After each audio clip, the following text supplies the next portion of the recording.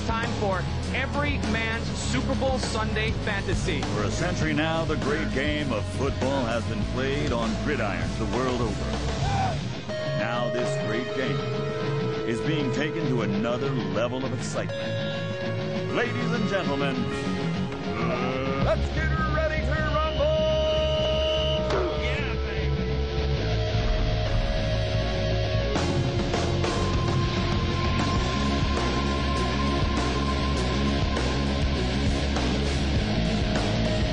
The Super Bowl, the most watched annual sporting event in the world, with some 800 million viewers. But the halftime shows never quite live up to the game itself. All right, it's called the Lingerie Bowl 2004. It is the halftime show everyone is talking about. What a crowd! You sound like Bill Clinton after watching the Lingerie Bowl. Yeah!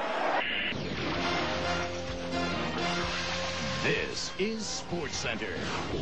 Which score will be higher after 20 minutes, the Lingerie Bowl or the Super Bowl? Better than any halftime show. Jimmy Kimmel Live! Anybody ordered the Lingerie Bowl? Some viewers actually flipped over and watched the first ever Lingerie Bowl. You on E-News Live, why everyone wants to sack that quarterback. We score with the ladies of the Lingerie Bowl. Remember the Lingerie Bowl? The event did well opposite the Super Bowl halftime show. Well, a good idea is a good idea, and with that in mind, say hello to the Lingerie Football League. And for those who opted to pass up the Super Bowl halftime show on TV, they could find a sexy alternative on pay-per-view, the Lingerie Bowl. Fans forked over $19.95 to watch the beauties do battle in their skimpy uniforms. Fox says it plans to turn the Lingerie Bowl into a reality series next year. Following the success of their pay-per-view game during halftime of the Super Bowl, the Lingerie Football League, this is true, unveiled its 4-team lineup yesterday. This is the 13th Super Bowl for this TV guerrilla warfare, and this year it is devoid of pretense and full of hormones. And if you don't want it, you don't have to pay for it. As Steve Delson reports, the producers are betting enough will.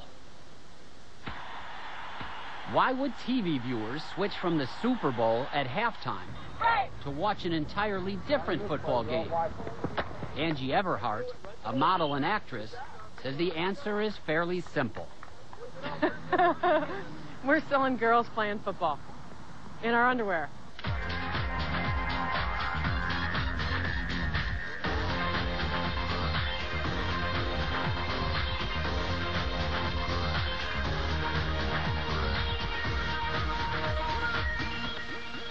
A 7-on-7 tackle football game featuring models, the Lingerie Bowl will air live on pay-per-view during halftime of the Super Bowl.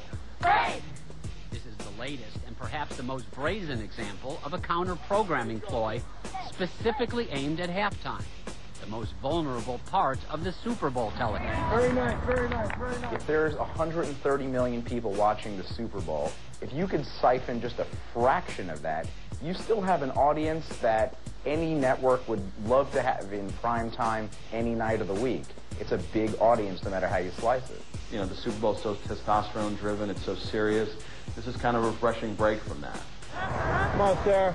Mitch Mortaza is the creator and executive producer of the Lingerie Bowl. Although counter-programming is not a new concept, Mortaza says he got his idea while attending last year's Super Bowl, where he saw something in the stands which the TV viewers did not. That mass exodus at halftime, it really made me think, okay, how can we capture this audience that's visibly leaving? And if this number of people are leaving their seats in the stadium, what's happening across the world during halftime? And this Sunday, Super Bowl history will be made with the first ever Lingerie Bowl. I used to get excited about the Bud Bowl. Touchdown! Bud Light wins! This is so much better. Okay, women playing football in lingerie on pay-per-view. 7-on-7 tackle. They're in their bra and panties. There's another name for this. Genius! I'm so there. The Super Bowl should be the halftime event. The Lingerie Bowl should be the main event. It's unbelievable that we really have lingerie models playing full contact football. And now we have ourselves the true sense of competition. History has been made. Don't tell me that these women are not taking Lingerie Bowl seriously. For the millions that will be watching Lingerie Bowl 2 around the world, and of course that special doubleheader on January 30th. Ladies and gentlemen, let's get ready to rumble! First things first, it's time to lay low, hit full contact, the Lingerie Bowl, and the beat